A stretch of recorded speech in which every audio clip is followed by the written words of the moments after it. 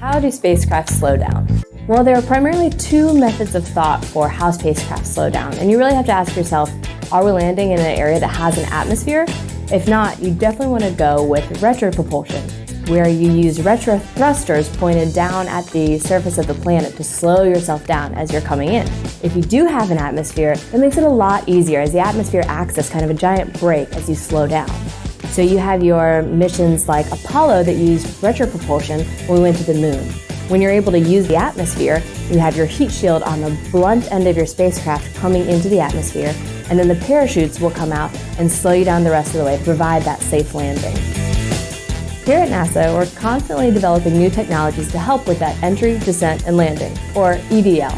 Some of the trick in entering atmosphere is when you do have it, but it's really thin. One of the technologies NASA is developing to handle those is called HIAD, Hypersonic Inflatable Aerodynamic Decelerator.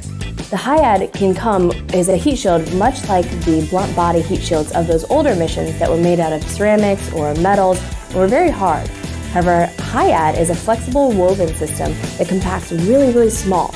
So you're able to actually get a very small heat shield inside your rocket diameter. With HIAD, when the fairing comes off, the heat shield can then inflate and expand to a diameter much larger than your rocket.